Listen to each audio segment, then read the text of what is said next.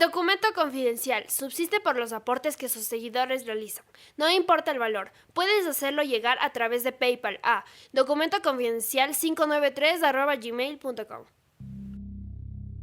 La trama de abusos sexuales de Jeffrey Epstein, millones de dólares, violación de menores y su misteriosa muerte. Una celda de un presidio en Nueva York, una litera de metal solitaria. En la cama de abajo un colchón. La de arriba solo funciona como repisa para apoyar una decena de medicamentos. Un revoltijo de sábanas naranjas hace que el abreviado paisaje sea difícil de entender. El hombre de 66 años está tirado en el piso helado. Está muerto. Hace ya horas. Había firmado un testamento hacía 2 días.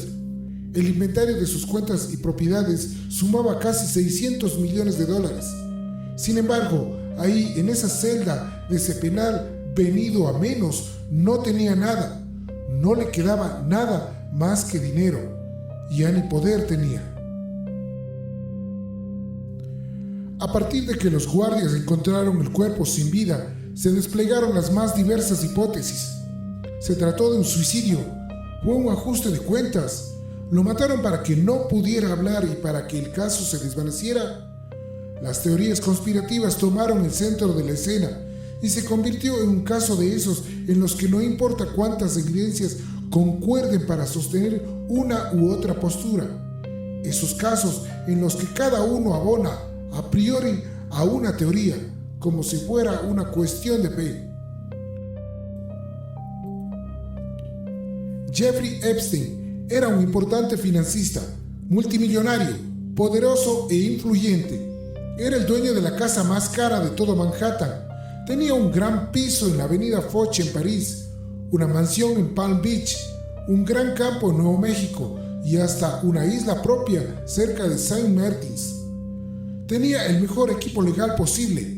Entre sus amistades estaban Bill Clinton, Donald Trump, el príncipe Andrés y muchísimos políticos y celebridades.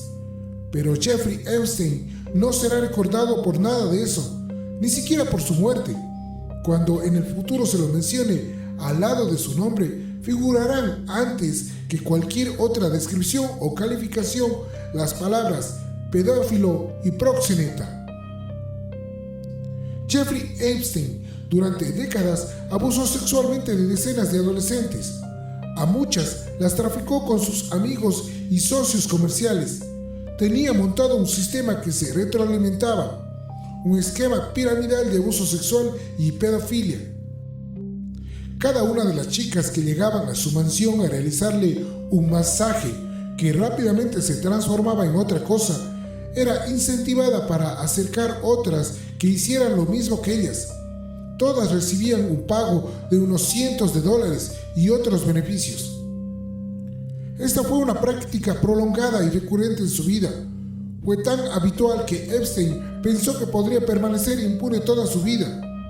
Siempre habría alguien que cedería a sus presiones, que aceptaría su dinero, que retrocedería en virtud de un chantaje. Pero en 2019 fue detenido y su caída fue estrepitosa e inexorable. Apenas un mes después de ser detenido, apareció sin vida. Jeffrey Epstein, de joven, se parecía a Tom Hulce, el actor que encarnó a Mozart en Amadeus. El pelo negro, algo enrulado, la mirada penetrante y perturbada. Era una bola de energía. Entró a trabajar como docente en una exclusiva escuela sin tener título habilitante. De ahí pasó a trabajar en el mundo de las finanzas. Su ascenso fue meteórico. Era inteligente, audaz, ambicioso, inescrupuloso. Conseguía lo que se proponía. Evitaba ser despedido de algunos trabajos en medio de la reunión en la que le estaban por comunicar que debía abandonar la empresa. Empujado por su ambición, se hizo un nombre en Wall Street. Estuvo involucrado en el esquema Ponzi más visto del mundo financiero norteamericano, pero consiguió salir indemne. Los poderosos confiaban en él. Una de sus consultoras se dedicó exclusivamente a clientes que tenían fortunas mayores a los $1.000 millones. El salto definitivo lo dio cuando comenzó a manejar, con un poder total de administración y disposición, la fortuna de alrededor de $1.300 millones de Les Wexner, CEO y propietario de Limited Brands. Wexner era conocido por ser receloso, pero su legendaria desconfianza se dio ante Epstein.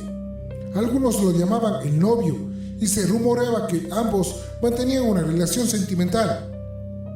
Ellos lo desmintieron. Luego de la primera denuncia contra Epstein, Wexner lo excluyó del manejo de sus finanzas. En 2019, tras la muerte del magnate, Wexner declaró que había sido manipulado, se mostró avergonzado y denunció que Epstein le robó $46 millones. En el 2005, una mujer llama a la policía de Palm Beach, denuncia que su hijastra de 14 años recibió $300 por dar un masaje a un señor de unos 50 años en una gran mansión. Dijo que la chica fue obligada a sacarse su ropa y que recibió una propuesta sexual. La policía tomó nota del caso y llamó a la joven a declarar. A través de su testimonio de la descripción del lugar, rápidamente los investigadores descubrieron que el sospechoso era el multimillonario Jeffrey Epstein. La policía empezó un paciente trabajo de meses, recolectó testimonios, buscó pruebas, revolvió la basura desechada por los habitantes de la mansión, instaló guardias en la puerta para controlar movimientos. Muy pronto, los hallazgos superaron la expectativa de los investigadores. La denuncia no había sido un hecho aislado. Descubrieron un modus operandi diario. Las adolescentes rotaban y no dejaban de pasar por la casa de Jeffrey Epstein, a veces a razón de 2 por día. El reclutamiento estaba mecanizado. A cada chica, cuya edad oscilaba entre los 14 y los 16 años, le ofrecían $200 por su masaje. A medida que la sesión avanzaba, se le pedía que se fuera desnudando. Luego Epstein giraba en la camilla, quedaba desnudo boca arriba e intentaba tener relaciones sexuales con la joven. Si se negaba o si el intento de forzarla fracasaba, él se masturbaba en su presencia. Luego se levantaba, señalaba el dinero que estaba sobre una mesa y se retiraba. Pero antes de abandonar la sala de masajes, Epstein la invitaba a regresar o le prometía otros $200 si se traía a una amiga con ella. En la empresa, además de contar con el silencio de sus empleados, que eran testigos de todos los movimientos, contaba con la ayuda de su pareja, Ghislaine Maxwell. Ghislaine, una inglesa hermosa y extrovertida, era la hija del magnate de los medios ya fallecido, también en circunstancias sospechosas, Robert Maxwell. En esa familia había, sin duda, genes delictivos. Ella reclutaba a estas jóvenes, participaba con ellas en algunos de los abusos y hasta las perseguía y amenazaba si se negaban a participar de nuevo. La policía logró reunir las declaraciones de 40 chicas. Algunas de ellas, además de prestar personalmente el servicio requerido por Epstein, convocaron a la casa de Palm Beach a más de 20 amigas.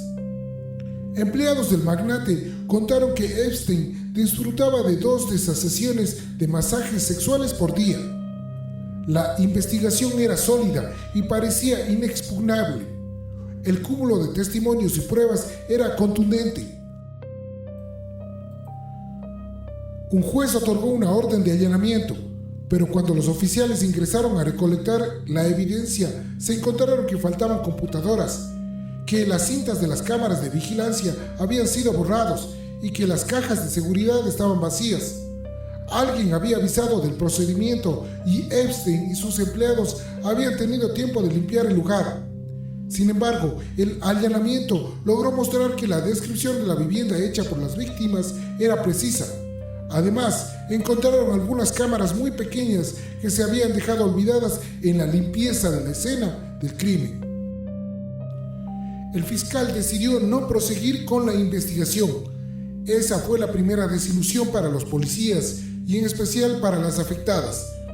El jefe de policía de Palm Beach no se dio por vencido con el fracaso judicial y dio aviso al FBI de la situación. Los federales, como los llaman en Estados Unidos, reflotaron también una denuncia de 7 años de antigüedad hecha por 2 hermanas de 15 y 17 años contra Epstein.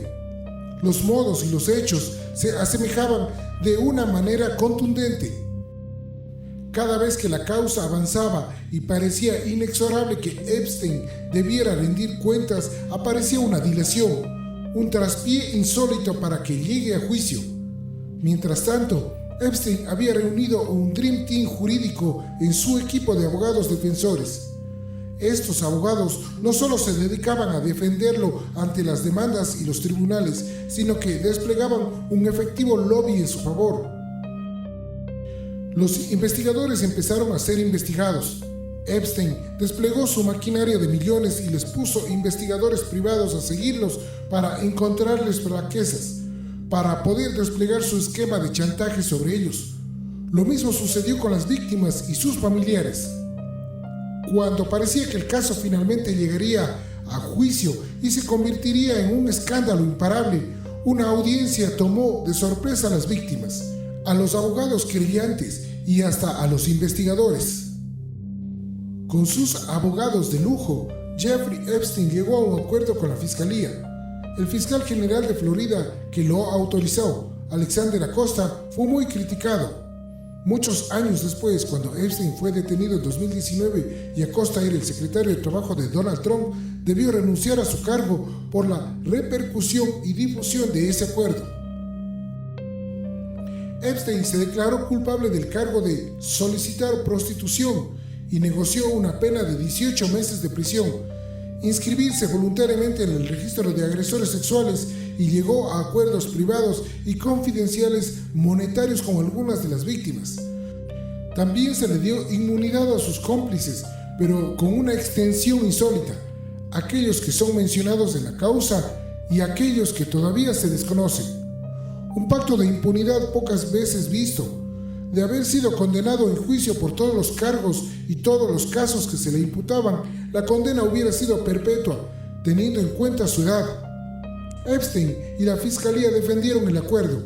Las chicas que habían sido abusadas se sintieron estafadas, ni siquiera pudieron ser escuchadas por la justicia.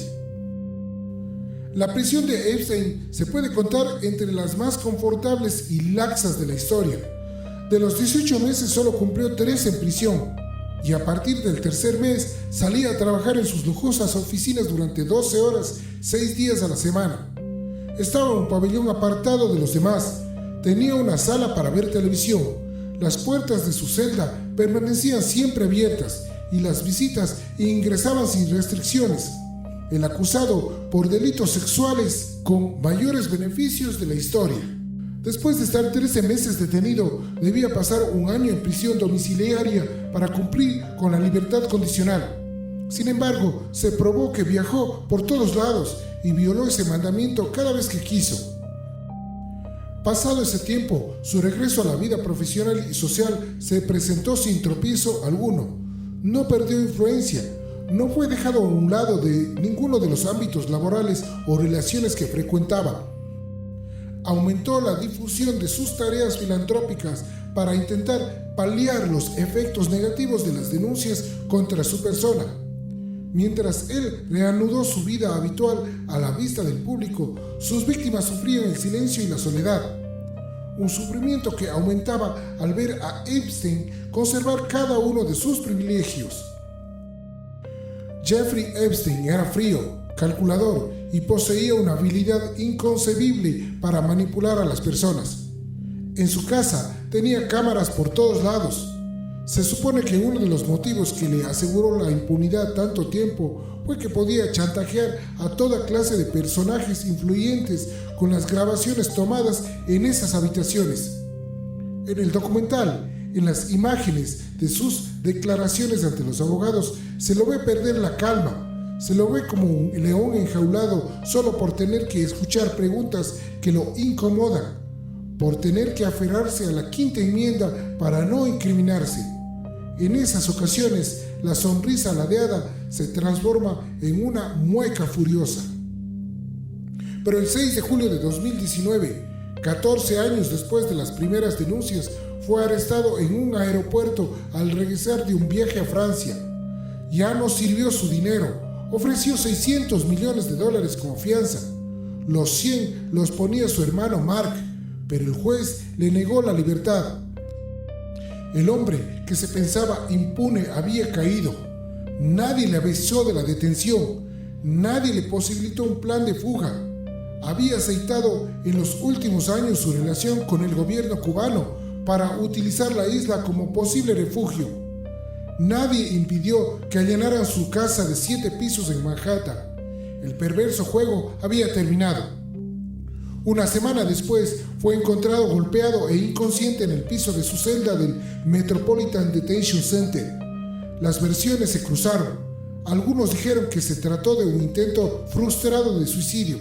Otros hablaron de un ataque de su compañero de calabozo, un ex policía acusado de 4 homicidios.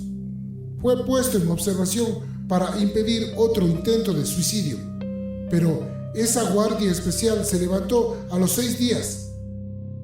A partir de ese momento tuvo una celda para él solo, pero ya no tenía ninguno de los privilegios que tuvo una década antes en Palm Beach. El 10 de agosto de 2019 apareció muerto en su celda. El informe oficial determinó que fue un suicidio. Se ahorcó ayudado por las sábanas de su cama.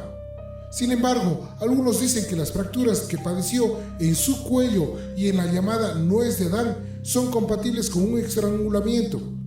El misterio, las dudas y las teorías conspirativas quedaron instaladas para siempre.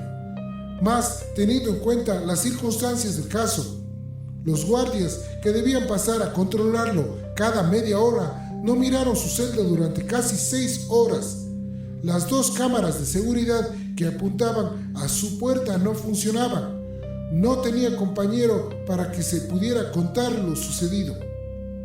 Y no debe olvidarse la principal consecuencia de su muerte: la causa penal se desvanecía. Los que fueron coautores y cómplices se beneficiaban con el cierre.